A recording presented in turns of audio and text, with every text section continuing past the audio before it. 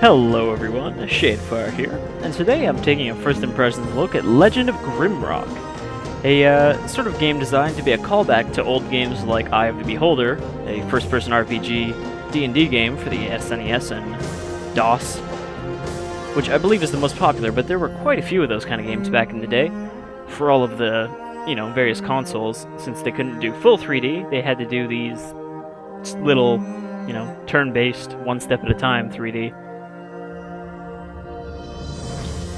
We're going to go into a default game. I think we're just going to use the default characters.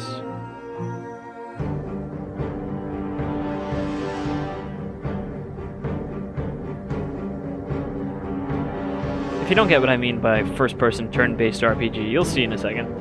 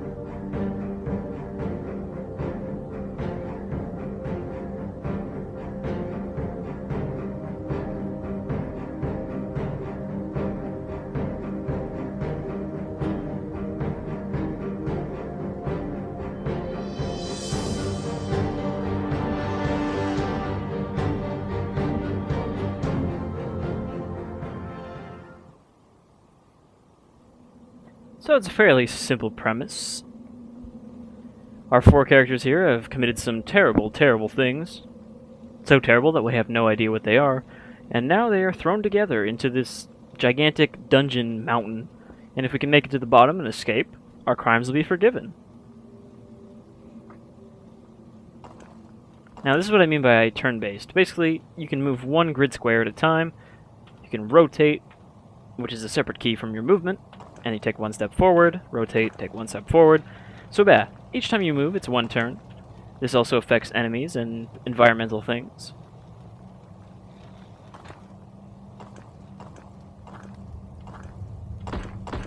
Can't get through there. We can either die in this cell, or I guess we can take this torch. Which leads to the question, does somebody reset that torch every time?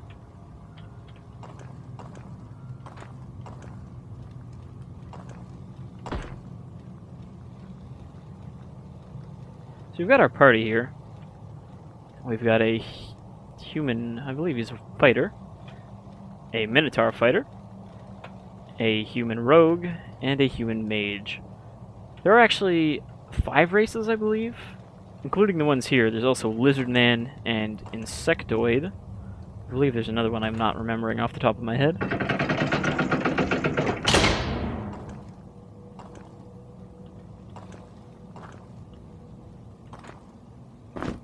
Some peasant tunics. Let's equip those. Put some pants on that minotaur. Don't want that big old minotaur schlong hanging around. It's a little distracting in the dungeon.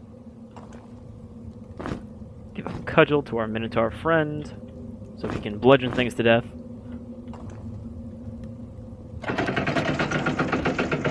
Of course, there's not just fighting, there's also interacting with things in the environment, and quite a few traps and little puzzles. Definitely something behind this wall.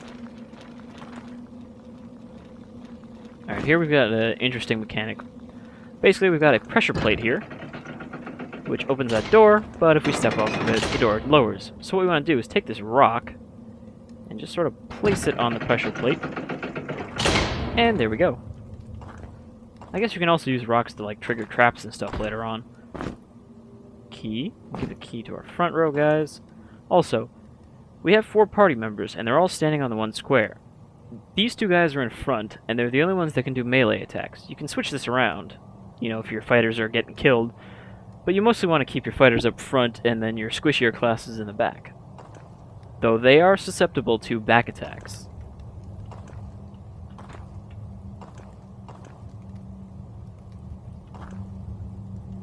Let's take a torch, give it to her. Another rock. Keep that just in case we need it. And a locked door, which we picked up a key for. Pop that in.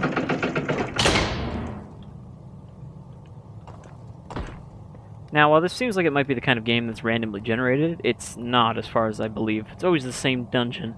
However, there are the option for player-made dungeons. I believe this game already has Steam Workshop support.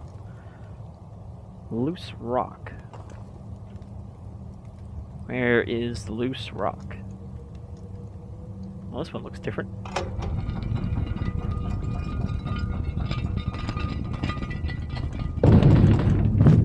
And another key. Well, this dungeon isn't so bad so far. Maybe a little musty and damp, but other than that, I don't see the problem.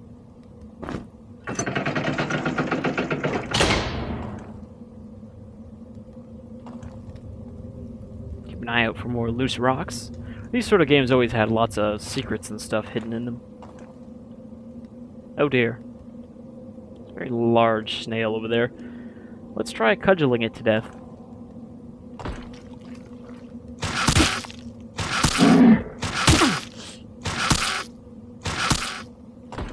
As you can see, there's a bit of a cooldown when we attack.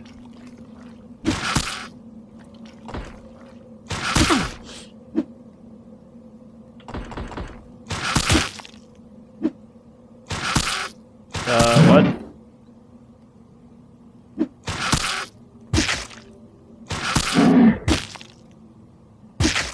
So I think the spellcasting is a little weird. I'm not quite sure how it goes.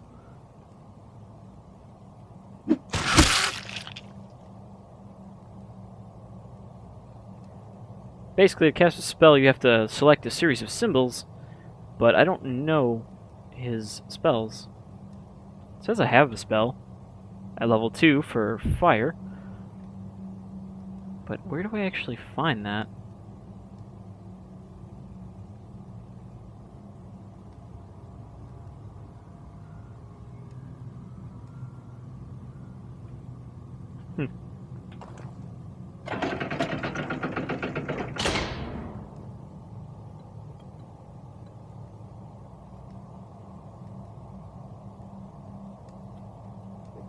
It seems weird that it says he has a spell, but doesn't know what the spell is. Do I just have to randomly guess until I find it? Throwing knife, we'll give that to our lady, since she's a rogue. Rogues are good at ranged attacks. Actually, can I just... Yeah, take that, snail.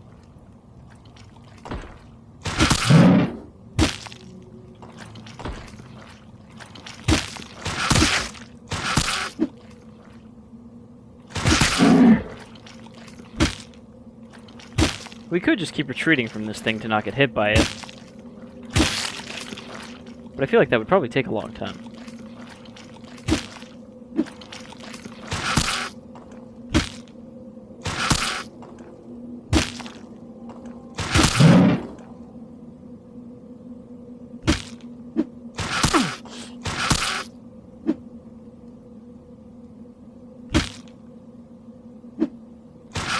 I wonder if there's a way to reduce the cooldown on attacks, because it seems like a long time between attacks. I mean, if our other party members were doing anything, that would probably be better. Also, if our other fighter actually had a weapon. I found a snail slice. What does that do? Oh, hunger. I see.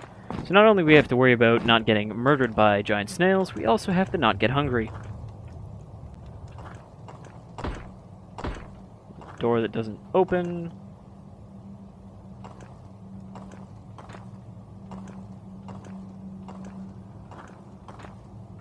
Can I open a map? No. Oh, we found some treasure though. What do we got here? We got a maggot on a stick. Got another rock. Some sandals.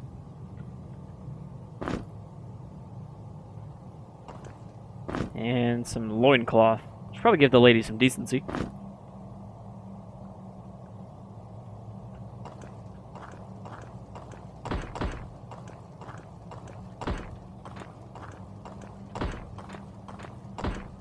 Another lock there. Don't have a key, though.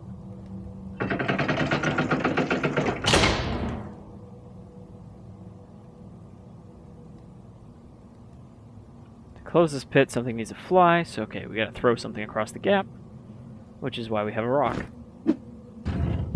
Excellent. Take that key.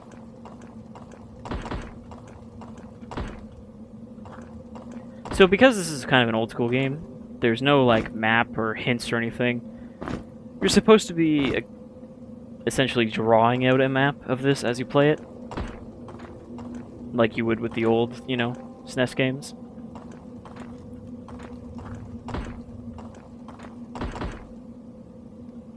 So it can be easy to get lost.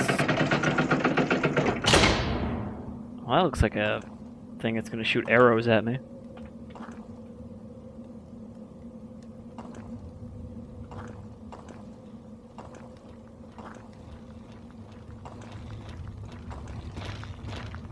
Oh dear. There appears to be mushroom men about.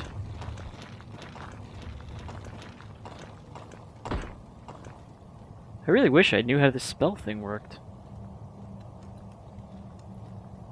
Like, I don't even know what these symbols represent.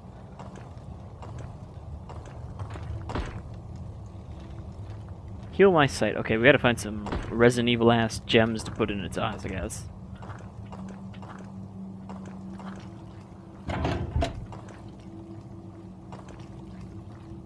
Okay, there's a snail over there, and I think this gate will open it. So let's throw a rock to let the snails out. Hey there, buddy. What now? I was trying to get him to fall in the pit.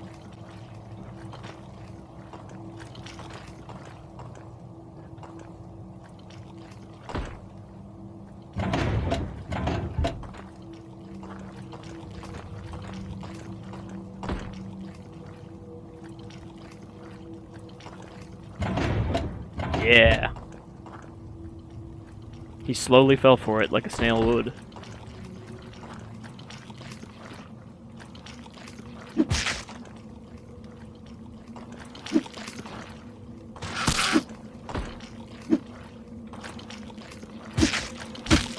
We really need to find a second weapon for our other fighter, because he's just punching these snails and that's not doing much.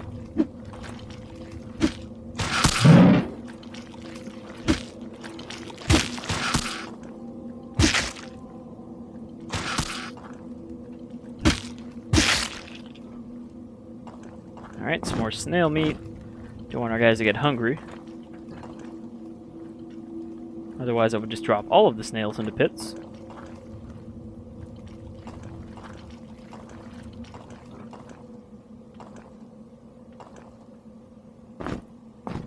Another rock. A scroll of fire burst. Maybe this will tell us how to fucking cast spells. Alright, so we have enough skill to use it. We just have to use that one icon to fireball. That's helpful to know. Alright, let's gird our loins.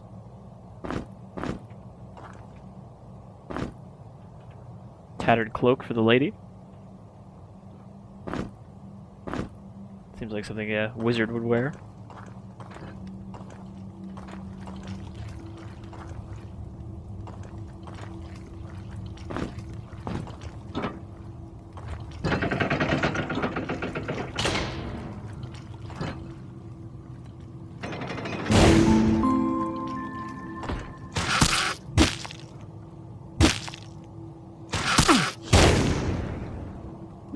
We don't want to use too much magic though, because I don't know if we get MP back.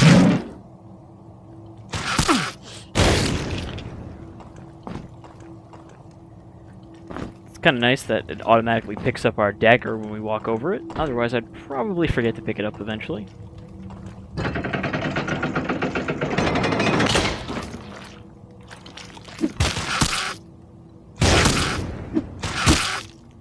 I don't know if there's a faster way to cast that spell.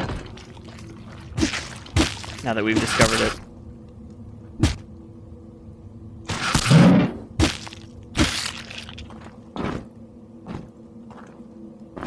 Alright, there's one of the gems we need.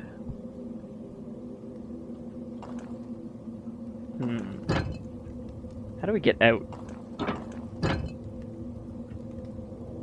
Can I place a rock through the bars?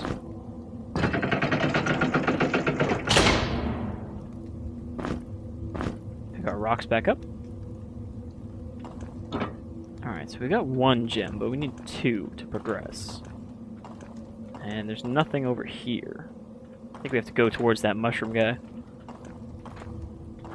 Which I feel a little bit more confident about fighting now that we have a spell. Especially if it's a fire spell.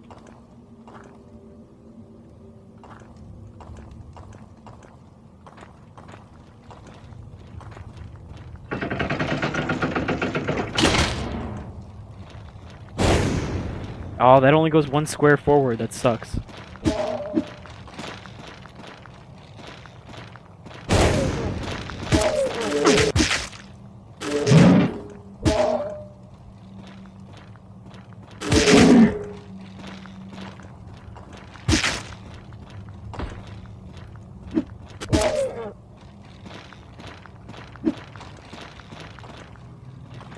Come at me, mushroom.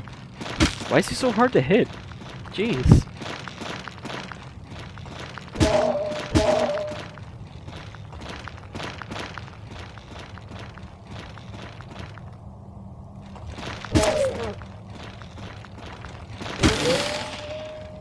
What do you give us?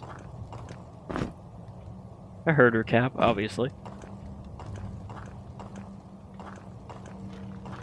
Sounds like there might be another one over here. Or another two. Alright. Take this.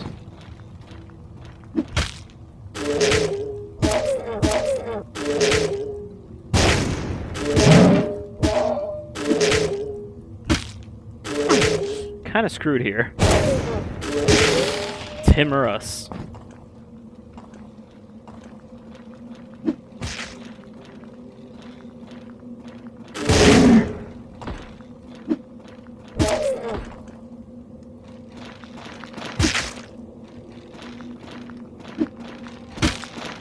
Man, this Minotaur really sucks at hitting things.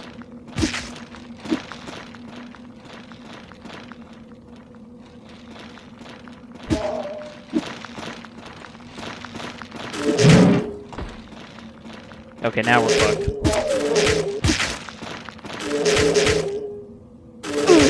Oh, we don't have enough MP left.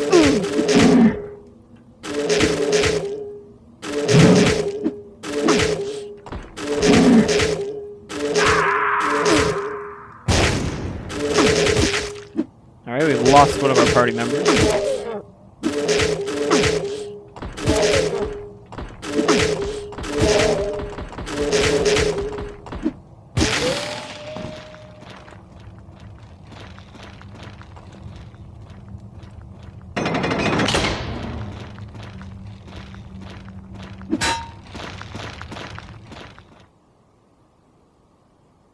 So we can't actually rest to regenerate.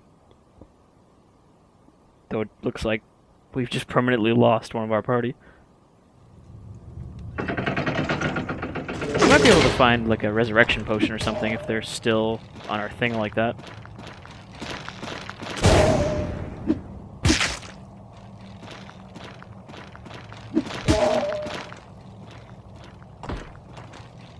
This cudgel isn't really doing our dead guy much good, so let's give it to our living warrior.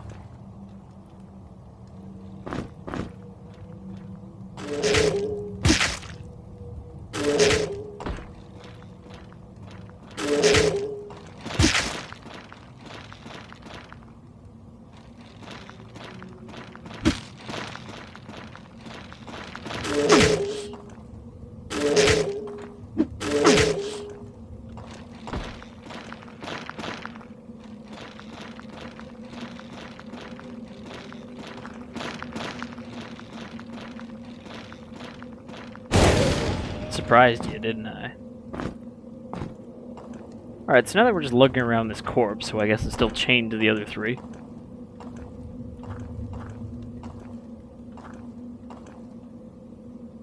Okay, there's the eye. Now how do we open this gate? Or can I just grab it through there? No, I can't.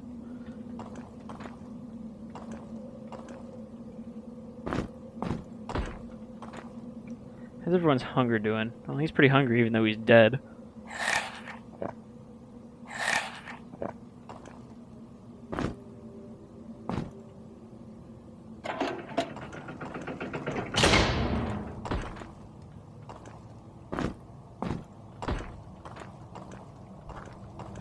The 2 eyes in hand, we can now progress past that door back there. Who actually has these eyes? I guess the wizard, or the rogue does. Makes sense, she likes shiny stuff. Oh, skeletons.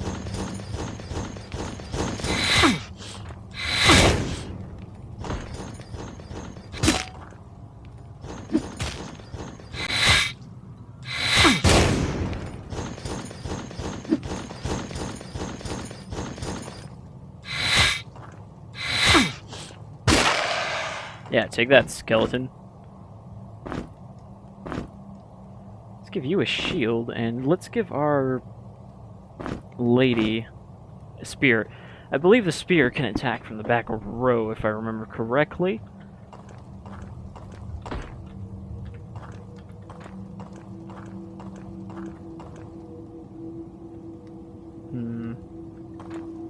Got another spell here. Or just a scroll. Doors of iron. Look carefully for small detail. Okay, so these are like secret doors, I guess. Something in this room will probably open it, like this rock here.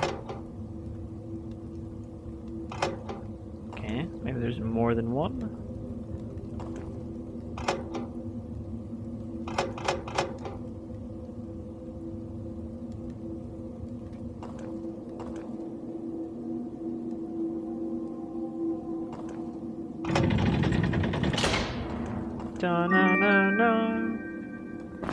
Alright, we got a wand. What does a wand actually do? Okay, we can still cast spells with wands. That's good.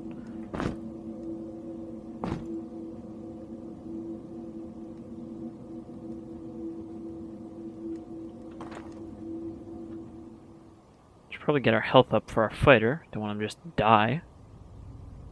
Nope. What's going on here?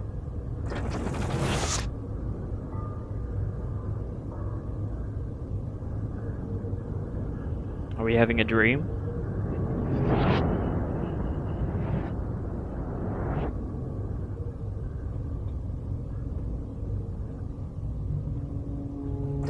Oh, we have to progress the words.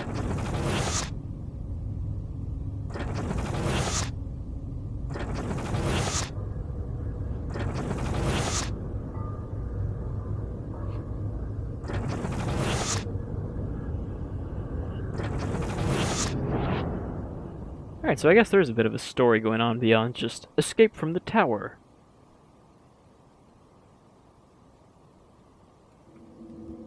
Unfortunately, our Minotaur is still dead.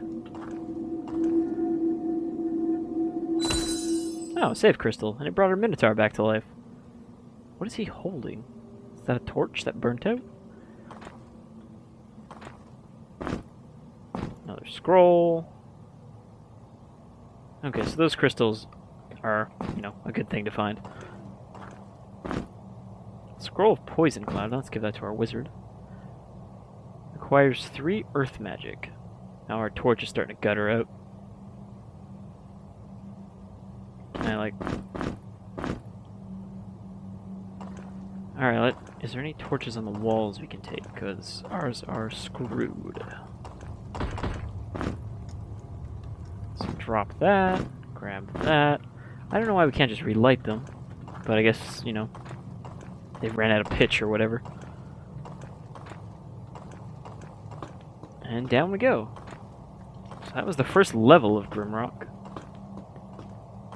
Of course, our goal is to descend to the very bottom of the mountain. Some more snails.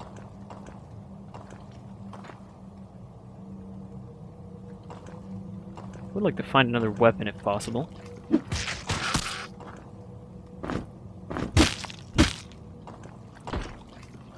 Okay, so the spear can hit from the back, but it's not very strong. I guess our Minotaur will just have to use his torch stub as a weapon for now.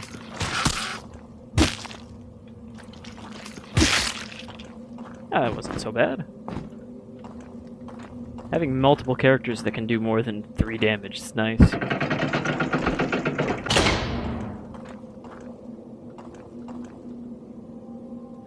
There's a locked door. It's a torch. Let's just take that for when ours runs out.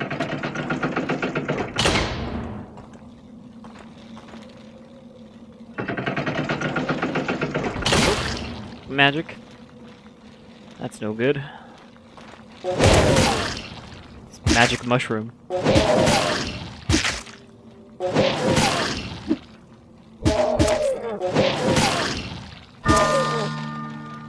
Oh, somebody leveled up. Oh, more mushrooms.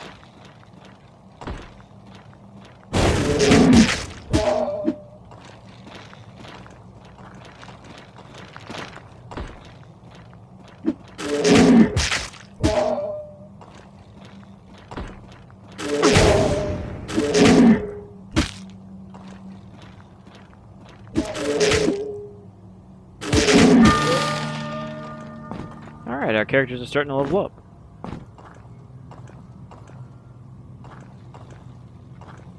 Not another one of these guys. We need to lock ourselves in a safe place so we can heal.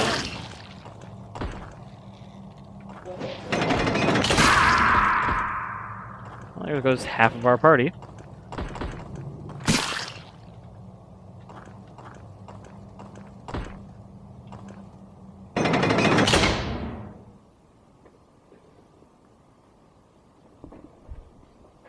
Well, this is pretty unfortunate. We don't have any front characters now. I suppose we could go back up and use the crystal. Seems like a good idea. Since it was right near the stairs.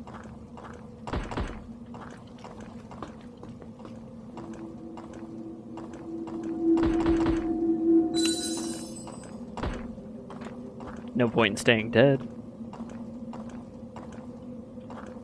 But I think that'll do it for Legends of Grimrock. You get what it is.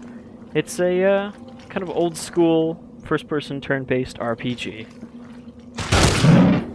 It's difficult. It's kind of obtuse at times. I remember when I very first tried this out just to get the controls down, I had no idea how to attack. Because it doesn't tell you anywhere that you have to right-click the weapon to attack with. I got murdered by the very first snail we saw.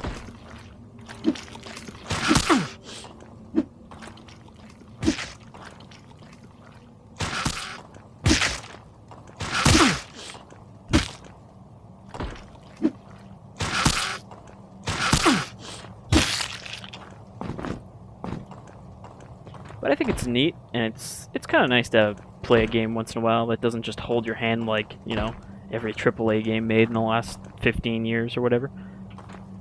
Maybe not 15 years, maybe like 6 years. So if you're looking for kind of a harder old school RPG, then I think Legends of Grimrock fits. A neat little indie game made by a Finnish studio. And it's available on Steam for, I want to say 15, it might be 20, but I think it's 15. Maybe it's 10, I don't know.